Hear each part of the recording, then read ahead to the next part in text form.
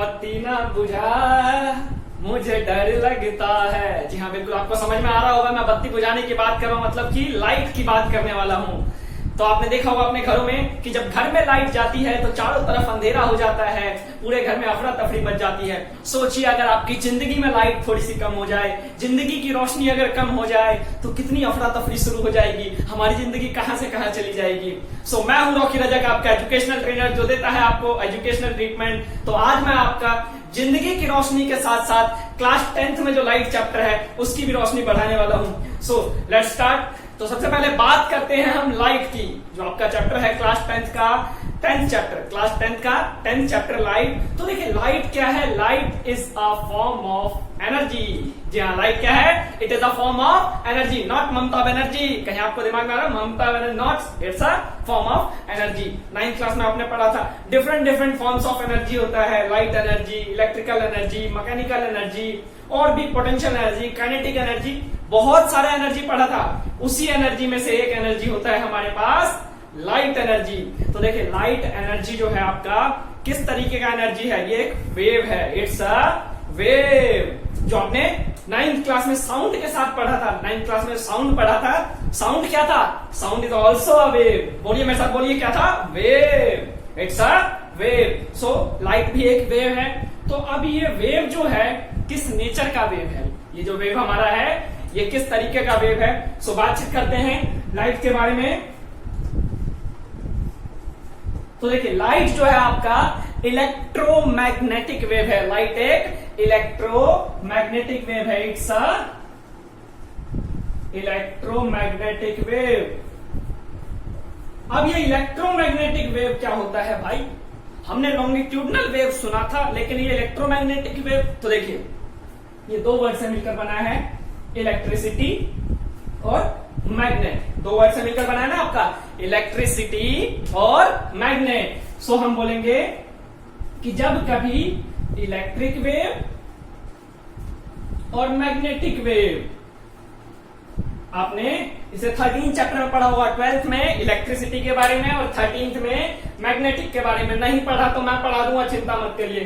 तो आपका जब ये इलेक्ट्रिसिटी और मैग्नेटिक वेव दोनों एक साथ इकट्ठा हो जाता है तो आपका बनता है लाइट वेव। सो लिखते जाइए इसमें point, light is a form of energy. और ये कौन सा वेव है, इलेक्ट्रोमैग्नेटिक वेव। इसके अलावा लाइट जो है आपका ट्रांसवर्स वेव है, लाइट एक ट्रांसवर्स वेव है। साउंड क्या होता था, लॉन्गिट्यूडनल वेव। तो अब ये ट्रांसवर्स वेव क्या होता है सर जी, तो देखिए ट्रांसवर्स वेव, उससे पहले लॉन्गिट्यूडनल वेव समझते हैं, साउंड वेव। साउंड वेव में आपने पढ़ा था कि जब कभी मीडियम का पार्टिकल और वेव दोनों की डायरेक्शन अगर एक ही डायरेक्शन में हो, दोनों की डायरेक्शन अगर एक ही तरफ हो तो हम उसको बोलते थे लॉन्गिट्यूडनल वेव। अब लेकिन ट्रांसवर्स वेव क्या हो जाएगा कि जब पार्टिकल की डायरेक्शन और वेव की डायरेक्शन दोनों के दोनों परपेंडिकुलर हो, 90 डिग्री पे हो, तो हम उसको क्या बोलेंगे, ट्रांसवर्स वेव। जैसे आपने देखा होगा अंधेरे कमरे से जब छोटे से होल से लाइट आती है, बिल्कुल लहराते हुए छोटे से कमरों से जब लाइट आती है तो उसमें क्या होता है, लाइट आपका ऐसे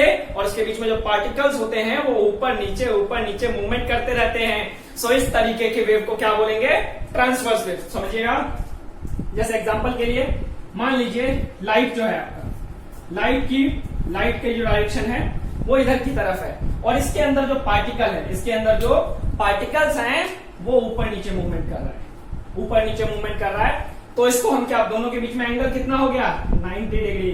तो इस तरह के वेव को क्या बोलेंगे, ट्रांसवर्स वेव। सो लिख लीजिएगा ट्रांसवर्स वेव में कि the wave in which the direction of wave and the particles motion both are on the perpendicular, then it is called transverse wave। समझ में आ रहा है, इज इट क्लियर, हो पा रहा है समझ में। नेक्स्ट है हमारा, अब जो आपका लाइट है, लाइट का काम क्या है भाई, तो लाइट का काम क्या है, अभी देखा था ना, घर में रोशनी गई थी तो अंधेरा हुआ था। सो लाइट क्या करेगा, आपको चीजों को विजिबल बनाएगा, देखने के काबिल बनाएगा। अब लाइट की वजह से ही मुझे देख पा रहे हैं और मैं लाइट की वजह से ही आपको देख पा रहा हूं। आपके घर के आसपास जो जितनी भी चीजें हैं सब कुछ लाइट की वजह से ही मुमकिन है सर जी। लाइट अगर नहीं होती तो नहीं देख पाते। सो लाइट की हमारे पास दो प्रॉपर्टी होती है। दो प्रॉपर्टी कौन कौन सी, एक सबसे पहले होता है रिफ्लेक्शन और सेकंड होता है रिफ्रैक्शन। ये रिफ्लेक्शन और रिफ्रैक्शन की वजह से ही हम ऑब्जेक्ट को देख पाते हैं। अगर रिफ्लेक्शन और रिफ्रैक्शन ना हो तो हम ऑब्जेक्ट को देख ही नहीं पाएंगे, ऑब्जेक्ट हमारे लिए विजिबल ही नहीं हो पाएगा। सो आइए जानते हैं दोनों की प्रॉपर्टी को कि ये रिफ्लेक्शन क्या होता है, ये मेरा रिफ्लेक्शन क्या होता है, और इसके अलावा रिफ्रैक्शन क्या होता है। समझिएगा, जो आपका रिफ्लेक्शन है, रिफ्लेक्शन क्या होता है, लाइट की कौन सी प्रॉपर्टी है, जब भी कभी लाइट जब किसी पॉलिश्ड सरफेस पे, बिल्कुल चमकदार आपके चेहरे की तरह, जब किसी पॉलिश्ड सरफेस पे लाइट गिरे और गिरने के बाद वो उसमें टकरा कर उसी मीडियम में वापस आ जाए, लाइट किसी पॉलिश सरफेस के ऊपर टकरा कर उसी मीडियम में अगर वापस आ जाए तो हम उसको बोलेंगे रिफ्लेक्शन। देखिएगा फिर से, मान लीजिए ये मेरे पास पॉलिश सरफेस है, ये मेरे पास पॉलिश सरफेस है, चमकदार सरफेस है, बिल्कुल चमकता हुआ, शीशे की तरह चमकता हुआ। सो इसके ऊपर लाइट गिरी, ऐसे आने के बाद इस पर टकराई और टकराने के बाद ये उसी मीडियम में वापस आ जाए तो हम इसको क्या बोलेंगे, रिफ्लेक्शन। इसको क्या बोलेंगे, इट्स अ रिफ्लेक्शन। अब लाइट का जो रिफ्लेक्शन है वो हमें कहां देखने को मिलेगा, जितनी भी पॉलिश सरफेस है सब पे देखने को मिलता है। आपका ग्लास है, आपका प्लाईबोर्ड है, इवन आपका जो मिरर है उसके ऊपर भी रिफ्लेक्शन देख पाते हो। देखो आपको मैं रिफ्लेक्शन दिखाने की कोशिश करता हूँ, दिख पा रहा है, सामने वाली वॉल दिख पा रही है, इसके अलावा कैमरा दिख पा रहा है, और इसके अलावा बाकी चीजें भी देख पा रहे हो, मेरा पूरा स्टूडियो दिख पा रहा है आपको। सो ये क्या है, रिफ्लेक्शन के कारण देख पा रहे हैं। अब जो है रिफ्लेक्शन के लिए मिरर, हमारे जो है इस चैप्टर में मिरर बहुत इंपॉर्टेंट रोल प्ले करने वाला है रिफ्लेक्शन के लिए। सो हमारे पास दो तरह के मिरर होते हैं, एक प्लेन मिरर और एक स्फेरिकल मिरर।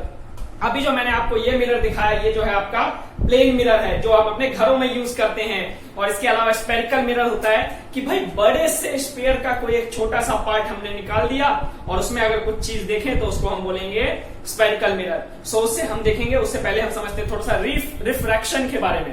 तो देखिए, रिफ्लेक्शन आपको समझ में आया, जब पॉलिश सरफेस पे लाइट गिरे और टकराने के बाद उसी मीडियम में वापस आ जाए तो बोलेंगे रिफ्लेक्शन। और रिफ्रैक्शन क्या हो जाएगा कि जब लाइट किसी पॉलिश सरफेस में ना पड़ के किसी ऐसे ऑब्जेक्ट पे पड़े कि लाइट एक मीडियम से दूसरे मीडियम में ट्रेवल कर जाए, एक मीडियम से दूसरे मीडियम में ट्रेवल कर जाए। लेट्स अज्यूम कि भाई ऐसे लाइट आई, अब आने के बाद है ना इसके अंदर एंट्री ले जाए, इसके अंदर एंटर कर जाए। तो जब भी कभी लाइट एक मीडियम से दूसरे मीडियम में ट्रेवल करता है तो हम बोलते हैं refraction. Light travel from one medium to another medium by deviating their path. याद रखे, जब एक मीडियम से दूसरे मीडियम में लाइट ट्रेवल करेगी तो अपने रास्ते से भटक जाएगी, अपने रास्ते से भटक जाएगी। इसमें आप देख पा रहे हो यहाँ जो है लाइट ऐसे जाना चाहिए था, ऐसे जाना चाहिए था, लेकिन ये ऐसे ना जाकर नीचे मुड़ गया, तो इसका डेविएट होना ही क्या कहलाएगा, रिफ्रैक्शन कहलाएगा। तो रिफ्रैक्शन क्या है, एक मीडियम से दूसरे मीडियम में लाइट का ट्रेवल करना रिफ्रैक्शन कहलाता है, और एक सरफेस पे पड़ने के बाद लाइट उसी मीडियम में वापस आना रिफ्लेक्शन कहलाता है। अब इसके अलावा हम रिफ्लेक्शन की कुछ प्रॉपर्टीज पढ़ेंगे, रिफ्रैक्शन के बारे में बाद में पढ़ेंगे डिटेल में। अभी हम रिफ्लेक्शन के बारे में थोड़ा सा जानते हैं जो आपके एग्जाम में भी पूछा जाता है। तो देखिए, रिफ्लेक्शन की ना आपकी दो प्रॉपर्टी होती है, रिफ्लेक्शन की मेनली दो प्रॉपर्टीज होती है, उसके बारे में जानना हमें जरूरी है। इसके अलावा आप जो है मुझे स्फेरिकल मिरर के बारे में बताएंगे कि स्फेरिकल मिरर क्या होता है, कमेंट में मुझे कमेंट करके बताइए स्फेरिकल मिरर क्या होता है। और इसके अलावा चैनल को लाइक्स और सब्सक्राइब भी कर लीजिएगा, अपने दोस्तों को भी बताइएगा, क्योंकि हम 10th की बड़ी जबरदस्त सीरीज लाने वाले हैं, बैक टू बैक बहुत ही इंटरेस्टिंग चीजें करने वाले हैं। और इस बार जो है आपका प्रॉमिस करता हूं, अगर मेरे बताए हुए स्ट्रेटेजी को फॉलो करोगे तो 90+ पक्के हैं आपके, 90+ पक्के हैं। सो 90+ चाहते हो तो लगे रहना मेरे साथ, क्योंकि नंबर की तभी होगी बरसात जब रॉकी सर होंगे साथ, नंबर की होगी तभी बरसात जब रॉकी सर होंगे साथ। तो देखिएगा, रिफ्लेक्शन की दो प्रॉपर्टी, फर्स्ट प्रॉपर्टी भाई सबसे पहला प्रॉपर्टी, उससे पहले मुझे एक बार फिर से फिगर बनाना पड़ेगा। इसमें मैंने बोला था भाई लाइट यहाँ गिरी, गिरने के बाद ये वापस आया, तो ध्यान रखना जो ये लाइट गिरी है ना, जो ये लाइट इधर से ये लाइट आई है इधर, तो आने वाली लाइट को हम बोलते हैं इंसिडेंट रे। इंसिडेंट रे, रे मतलब लाइट की एक सिंपल एक लाइन, एक रे, तो उसको बोले incident ray. It's a incident ray, आने वाले को बोलते हैं इंसिडेंट रे, ये बना लीजिएगा आप। इसके अलावा ये वापस जाने वाला, टकरा कर वापस जाने वाले को बोलते हैं reflected ray. It's a reflected ray. It's a reflected ray, it's a incident ray. और इसके अलावा इसके बीच में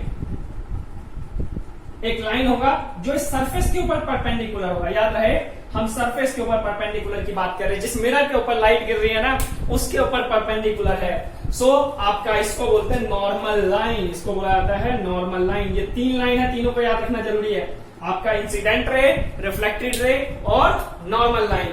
तो अब देखिए आपके 2 लॉ होते हैं, रिफ्लेक्शन के 2 लॉ होते हैं, एग्जाम में डायरेक्ट पूछा जाता है write the 2 laws of reflection. So first laws होता है, फर्स्ट लॉ क्या कहता है कि भाई इंसिडेंट रे,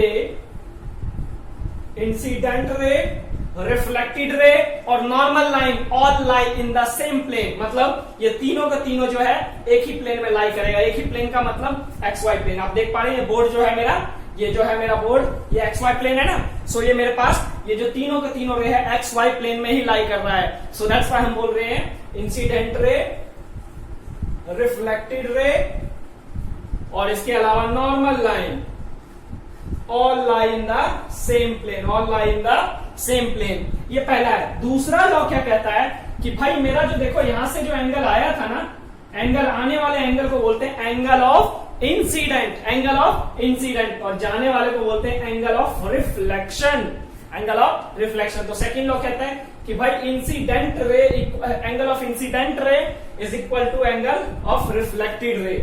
incident ray is equal to reflected ray. So समझ में आया आपको रिफ्लेक्शन के बारे में? अगर रिफ्लेक्शन के बारे में समझ में आ गया तो आप मुझे रिफ्लेक्ट करके दिखाइए।